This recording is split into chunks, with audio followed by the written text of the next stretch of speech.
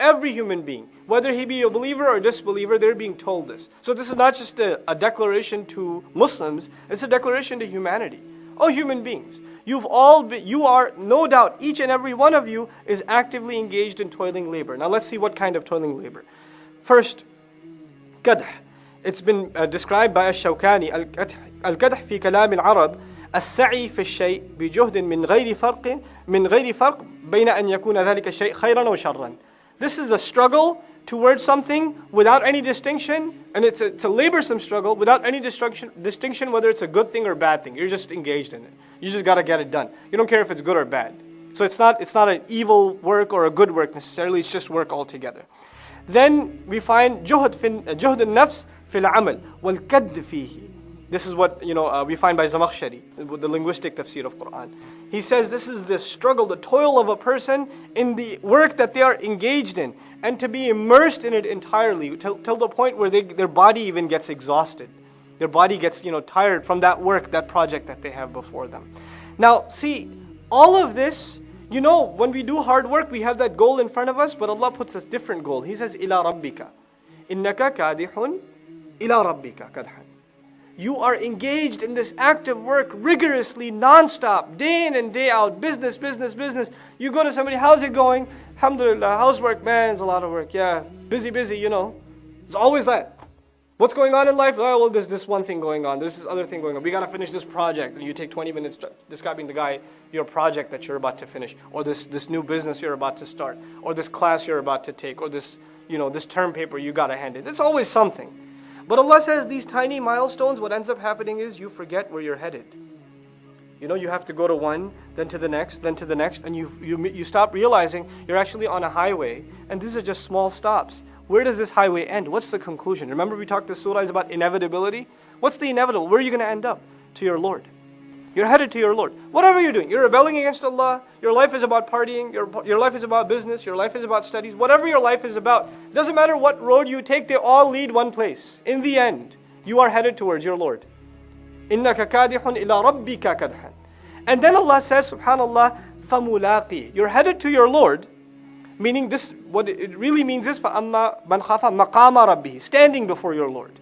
That's where you're ending up. That's your real project. فَمُلَاقِهِ, rough translation means then you are going to meet Him for sure.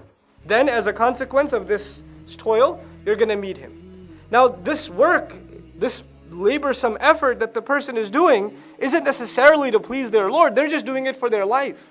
Doesn't matter what you do it for though, you're still headed to your Lord. And you will, one of the translations of فَمُلَاقِهِ is, then you will meet Him. That you will meet, meaning your Lord. But it's been interpreted other ways also, like As-Sabuni in Safwat al-Tafasir says, فَمُلَاقٍ كَدْحَكَ. You're going to meet your own labor. And this has been supported in the Quran. You're going to work so hard, maybe you'll see the fruits of your labor, maybe you won't. Even if you do see the fruits of your labor, those aren't really the fruits of your labor. Where do you see the real fruits of your labor? With Allah. That's where they really are. So when you get there, you'll come into contact with what you had been doing. Allah won't show you anything except what you've been doing yourself. وَوَجَدُوا مَا عَمِلُوا حَاضِرًا. They will find whatever they did standing right in front of them like a mirror. Everything that they used to work on. So this is the reality that's been depicted in إِنَّكَ كَادِحٌ إِلَىٰ رَبِّكَ كَدْحًا فَمُلَاقِهِ. Whether we strive to please our Lord, whether we believe or we disbelieve, we're on this conveyor belt that's moving whether we like it or not. Whether we're sleeping or awake. Whether we're in college or we're working, whether we're married or unmarried, whether we're sick or we're healthy. There's no day off. We're constantly moving in that direction. In a journey in life, you can take a break, you could stop. But there's not a moment that goes by that we're not on this journey.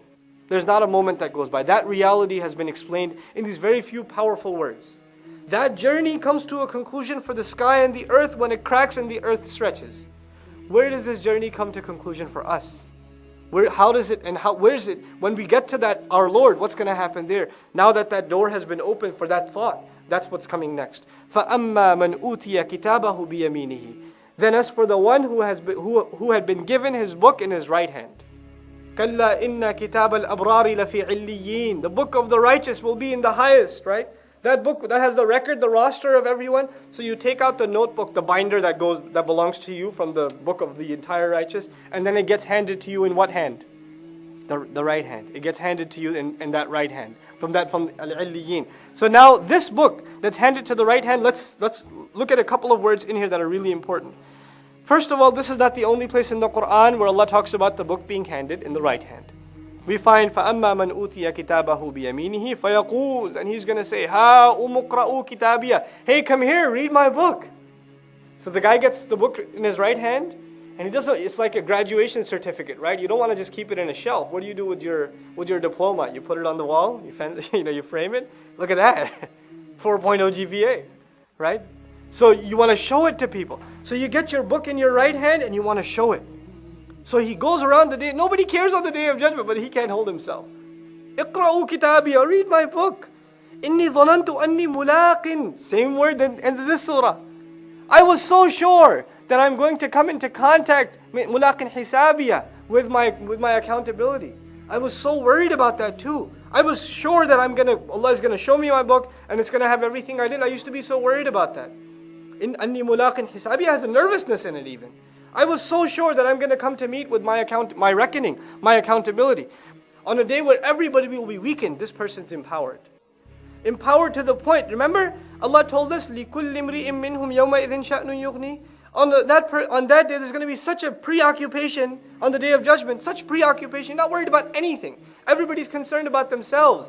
But this guy is empowered to the point where he can even go around and say, hey, read my book. Who's going to say, read my book on that day? Right, except the one who's been given this freedom, this reign, this relaxation. So this is captured in فَأَمَّا مَنْ أُوتِيَ كِتَابَهُ بِيَمِينِهِ. The other thing, it's an honor. The right hand is also considered an expression of honor. And of course we said fulfilling agreement. So he has that, as soon as he gets the book in his right hand, he knows Allah has agreed and fulfilled his agreement. He already knows where he's headed. That nervousness of the day of resurrection is gone. He's calmed down. But then Allah Azza wa Jal adds, فَسَوْفَ يُحَاسَبُ حِسَابًا يَسِيرًا. Then as for the one, may Allah make us from these people. Allahumma hasibna hisaban yasira. You know, the one who's been handed his book in his right, he will be audited, yuhasab, al-muhasaba, to have an audit, to have thorough accounting done for every last item in your finances or in your papers, right? Every last thing checked. He will be dealt with an audit that is easy. Hisaban yasira, an easy accounting, and an easy reckoning.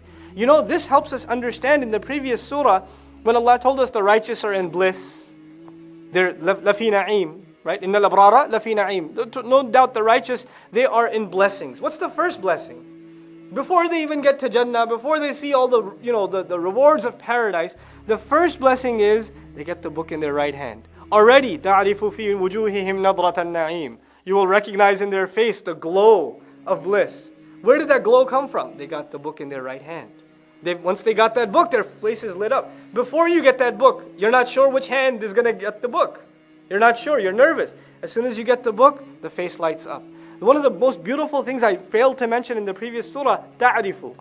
You will recognize. Allah tells His Messenger, sallallahu alaihi wasallam, you will recognize the bliss on their face. What does that mean? That the Messenger will be in their company. And this is another na'im that has been added to them, that, to recognize someone, you have to be able to see them, right? So he will be in their company, subhanahu, sallallahu alayhi wasallam. This is another gift of Allah to the people of Jannah, subhanallah. Then finally, in this discussion, فَسَوْفَ يُحَاسَبُ حِسَابًا يَسِيرًا, please understand the nervousness of the people before us. We think we did enough good deeds. We did Hajj, we pray. We're not that bad. We only miss Salah once in a while or whatever. You get a feeling you're doing all right. You're headed okay. Look at the nervousness the Sahaba had. The companions, the ones who were guaranteed paradise, right? Abu Bakr as-Siddiq radiallahu anhu says, if one of my feet was in paradise and the other, وَأُخْرَى خَارِجَهَا, and the other was outside, مَا أَمِنْتُ مَكْرَ اللَّهِ, I wouldn't feel safe from Allah's plan with me. I'm still not sure what Allah has decided for me. I'm still nervous. You look at Umar bin al-Khattab radiallahu anhu. He says, Wallahi, لَوْ نَادَ مُنَادٍ يَوْمَ الْقِيَامَةِ. I swear by Allah, if the caller makes a call on the day of resurrection, أَنْ كُلُّ النَّاسِ فِي الْجَنَّةِ إِلَّا رَجُلٌ وَاحِدٌ, that all people will enter Jannah except one guy. A call has been made on the day of judgment, everyone will enter Jannah except one person. لَظَنَنْتُ أَنَّهُ ابْنُ الْخَطَّابِ. I would be convinced that's the son of Khattab. That's me. Subhanallah. This is the nervousness of the Sahaba. They earn paradise for a reason. We hear this and we say, okay, yeah, I get hisab and yasir. I'm going to get the easy accounting. This is not the mentality of the people before us, because that will lead you to laziness. We want this, and you have to work for it. You know, this kadihun ila rabbika kadhan came first. This toil and this labor. Now that toil and that labor has to be directed towards earning that easy reckoning from Allah subhanahu wa ta'ala.